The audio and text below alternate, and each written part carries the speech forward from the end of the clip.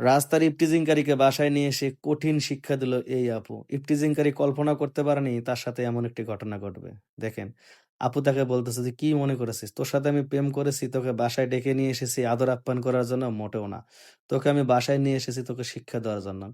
একটু পরে দেখবি এই ঘরের চতুর্সাইড দিয়ে আমার আত্মীয়স্বজনে ভরে যাবে। কারণ সবার সাথে আমার পরামর্শ হয়ে গিয়েছে। তোকে আমি যখন বাসায় নিয়ে আসবো, তার কিছুক্ষণ পরে সবাই চলে আসবে।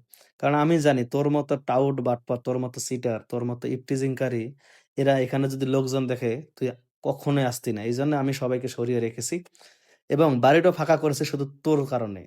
যে তুই যেন বাসায় আসিস, তুই যেন কোনো কিছু সন্দেহ না করিস। এখন দেখেন ছেলেটা কিন্তু মানে সে বিপদে পড়ে যাচ্ছে, সে কি করবে?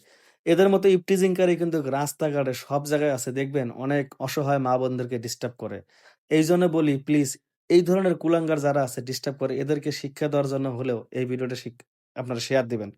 এখান থেকে অনেকজনে বুঝতে পারবে যে প্রতিরোধ কিভাবে গড়ে তুলতে হয়। দেখেন এই আপু সবসময় রাস্তাঘাটে তারা দ্বারা ইভটিজিং হওয়ার শিকার হওয়ার কারণে কিন্তু আপু কি করেছে প্রতিরোধ গড়ে তুলেছে।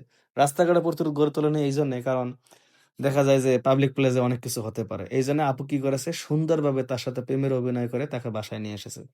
আর এই ছেলেটা কিন্তু বুঝতেও পারেনি যে আসলে এই বাসায় যে আমি যাচ্ছি হিতে বিপরীত হতেও পারে। কারণ এই ছেলেটার নামে মানে ভরি, ভরি ওই এলাকার ভিতরে রিপোর্ট আছে। কিন্তু কেউ তার বিচার করতে পারে না। কিন্তু আপু সুন্দরভাবে তাকে এত সুন্দরভাবে যে বাসায় নিয়ে এসে এই রকমের একটা শিক্ষা দেবে, এই ছেলেটা কল্পনা করতে পারেনি। প্লিজ ভাই ভিডিওটা শেয়ার দিবেন ভাই। অন্তপক্ষে কিন্তু অনেকজনে এখান থেকে সচেতন হবে। আর এই ধরনের যারা এই যে কুলাঙ্গার যারা রাস্তাঘাটে মা-বোনদের ইভটিজিং করে এরা হলো যদি এই ভিডিওটা দেখে এরা হলো একটু হলেও শিক্ষা পাবে যে না এই ধরনের কাজ করা যাবে না। কারণ আমাদের মতো ইভটিজিংকারীকে মানুষ এখন শিক্ষা দেবে। কারণ এটা হলো স্বাধীন দেশ।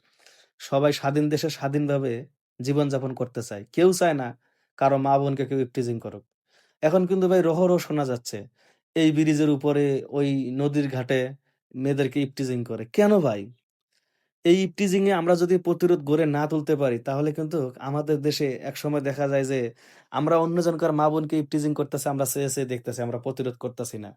কিন্তু আজ বাদ কাল এমন তো হতে পারে, ফাঁকা রাস্তায় বা ফাঁকা জায়গায় আমার মা-বোনকেও কেউ ইভটিজিং করতে পারে। তখন তো কেউ এগিয়ে আসবে না। এইজন্য প্লিজ ভাই, কারো বিপদ দেখে কেউ হাসবেন না। যেখানে যে কারো বিপদ দেখবেন সেখানে আপনারা প্রতিরোধ গড়ে তুলবেন। কারণ আপনারা তো কোনো অন্যায় করতেছেন না। সবাই ন্যায়ের পথে। আর সুতরাং দেখবেন এখন রাস্তাঘাটে কিছু ইভটিজিংকারী আছে, কিছু ছিনতাইকারী আছে, যারা অনেক ছিনতাইকারী আছে দেখা যায় একটা মা বা একটা বোনের একটা যেকোনো স্বর্ণের চেইন বা মোবাইল নিয়ে দৌড়াচ্ছে। সে বলতেছে ছিনতাইকারী, ছিনতাইকারী অনেক লোক আমরা চেয়ে, চেয়ে দেখতেছি। কিন্তু ভাই এটা আমরা আসলে ভুল কাজ করি। কথায় রাখবেন, এই জিনিসটা মনে রাখবেন যে ১০ এর লাঠি ১ এর বোঝা। আমরা যদি ১০ জন প্রতিরোধ গড়ে তুলতে পারি তাহলে ছিনতাইকারী কয়জন? এই যে এর মতো ইভটিজিংকারী কয়জন রাস্তাঘাটে ভাই? বেশি কিন্তু না। তো এইজন্য ভাই প্লিজ করজোড়ে অনুরোধ করি আপনারা ভিডিওটা শেয়ার করে দিবেন। আর যদি আপনারা পারেন রাস্তাঘাটে প্রতিরোধ গড়ে তুলবেন। যেমন এই আপুর মতো। ছেলেটা কিন্তু অবশেষে ভাই এখান থেকে তো মাপ চাইবে। সে বলেও যাবে যে, "আমি আর কোনদিন কোন মেয়েকে ডিস্টার্ব করব না।" কারণ আমি বুঝতে পেরেছি যে আসলে মানুষ যদি ক্ষিপ্ত হয় তাহলে মানুষ কি করতে পারে। এই আপুর দ্বারাই সম্ভব বা এইরকম মা-বোনদের দ্বারাই সম্ভব যে কেউ যদি ইভটিজিং করে তাদেরকে কিভাবে শিক্ষা দিতে হয়।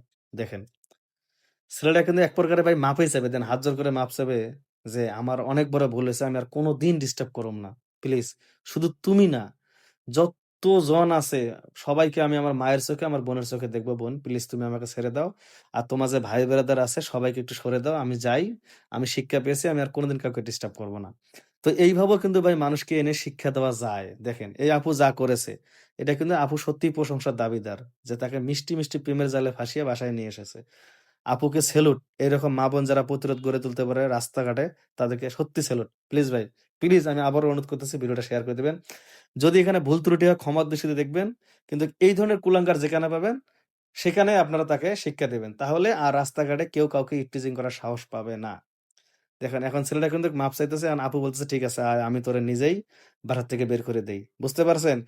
আপু কিন্তু তার ভুলটা ভাঙিয়ে দিয়েছে। এখন সে শিক্ষা পেয়েছে। ভালো থাকবেন। আল্লাহ হাফেজ।